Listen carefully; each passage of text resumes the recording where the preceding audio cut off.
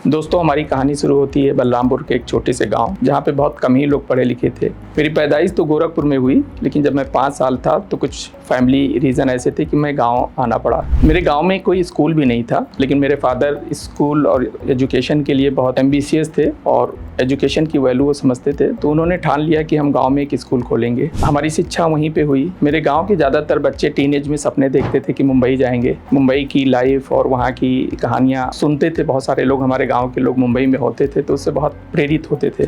मैं भी उनसे अलग नहीं था, मैं भी वो सपना देखते हुए बड़ा हुआ। और अक्सर ऐसा होता था कि मैं स्कूल जाने के लिए मना करता था, क्योंकि मेरे फादर चाहते थे कि ये पढ़ें और मैं अगर एक बार मुंबई गया तो शायद वापस एजुकेशन के लिए मैं मोटिवेट नहीं हूँ। तो वो बहुत स्ट्रिक्ट होते थे और टीचर से कह करके, बच्चों को बुला करके मुझे स्कूल किसी तरह से स्ट्रिक्टली लाते थे। कुछ दिनों में मुझे समझ में आया कि नहीं, मुझे पढ़े बगैर काम नहीं चलेगा। फिर मेरी एजुकेशन वहाँ हाई स्कूल तक हुई। उसके बाद हम गोरखपुर वापस आ गए। मेरे फादर की एक आरा मशीन थी। हमारी पूरी परिवार का पालन पोषण उसी आरा मशीन से होता था। मेरा भी लकड़ी आरा मशीन उनके बीच में अपब्रिंगिंग हुई, तो लकड़ी की जो क्वालिटी होती है उसकी एक नेक्स्ट लेवल पे समझ हुई, उसकी फ़ायदे, उसके नुकसान, उसकी खुशूसियत। इसी दौरान जब मैं ग्रेजुएशन में था तो मेरे फादर को कुछ हार्ट की प्रॉब्लम हुई, जिसकी वजह से मुझे इमीडिएटली बिजनेस को ज्वाइन करना पड़ा। क्योंकि मेरे और छोटे भाई बहन थे जो एजुकेशन अपनी मर्जी से करना चाहते थे और मैं भी चाहता था कि वो लोग अपनी मर्जी से एजुकेशन हासिल करें, इसलिए मैं बिजनेस को ज्वाइन किया। 1990 से लेकर 2002 तक मैंने आरा मशीन गोरखपुर में चलाई और हमेशा यही मकसद था, क्योंकि लोग घर अपने बहुत इमोशन से बनाते थे। बहुत सारे लोग लाइफ में एक बार घर बनाते हैं, बहुत सारे लोग पूरी लाइफ पेरेंट्स के घर में रहते हैं। तो वो इमोशन से मैं खुद को, अपने आप को भी कनेक्ट महसूस करता था। इसीलिए मैं हमेशा ये चाहता था कि लोगों की जो एक्सपेक्टेशन हो उससे बेहतर क्वालिटी की लकड़ी उनको एक अफोर्डेबल प्राइस में हम दे पाएँ, और मैं उसमें कामयाब भी रहा। लोगों ने बहुत अप्रिशिएट किया। क्वालिटी हम लोगों ने अच्छे से अच्छा क्वालिटी लोगों को प्रोवाइड किया। लेकिन लकड़ी चूँकि धीरे धीरे ख़त्म हो रही थी, इंसान की ज़रूरत जो लकड़ी से पूरी हो रही थी वो लकड़ी उसकी पूरी करने के लिए थी नहीं। इसी ज़माने में एग्रो फॉरेस्ट्री की बात हो रही थी, सस्टेनेबल टिम्बर की बात हो रही थी, जिससे कि प्लाईवुड बने, और वो लकड़ी का एक परिष्कृत रूप था। हम लोगों ने भी ठाना कि हम भी वहीं पे प्लाईवुड की दुकान करेंगे। हमने प्लाईवुड का काम 2002 में शुरू किया और ये समझ में आया कि प्लाईवुड की अच्छी समझ के लिए, उसकी क्वालिटी अच्छी समझ के लिए, जो हमारा रेपुटेशन टिम्बर में शहर में था, लोगों को एक अच्छी क्वालिटी के लिए जानते थे, वो चीज़ विदाउट मैन्युफैक्चरिंग पॉसिबल नहीं था। उसकी जो डीप अंडरस्टैंडिंग है, क्वालिटी की जो बहुत बारीकियाँ थी,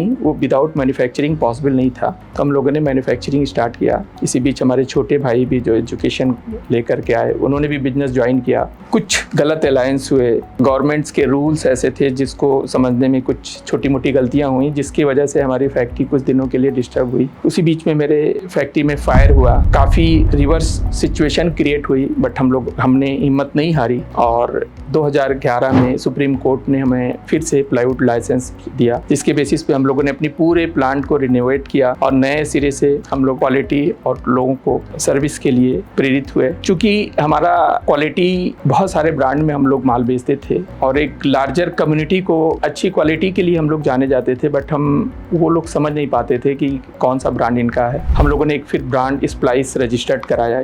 स्प्लाइस के माने भी होते हैं, जो प्लाईवुड बनाने का प्रोसेस होता है उसी को स्प्लाइसिंग कहते हैं। तो नाम से चूंकि जुड़ा हुआ हमारा ब्रांड नेम था, प्रोसेस से हम लोगों ने उसी तरह की कोशिश की कि अच्छे से अच्छे लकड़ी, अच्छे से अच्छी क्वालिटी की प्लाईवुड हम लोगों को दें, अफोर्डेबल प्राइस में अच्छी गुणवत्ता की प्लाईवुड। ऑलवेज हमारा मोटिव रहा कि अपने उपभोक्ता को पहुंचा पाएं। फिर हम लोग दरवाजा भी बहुत सारा बनाते थे, बहुत सारे डिजाइनर दरवाजा बनाते थे, जिसमें लेमिनेट हम लोग बाहर से प्रोक्योर करते थे। लेमिनेट में तरह तरह की प्रॉब्लम आती थी। यहाँ से मुझे प्रेरणा मिली कि हम लोग लेमिनेट इन हाउस बनाएं। कोविड का एक बहुत बुरा दौर था जो सारे लोगों को अनुभव हुआ।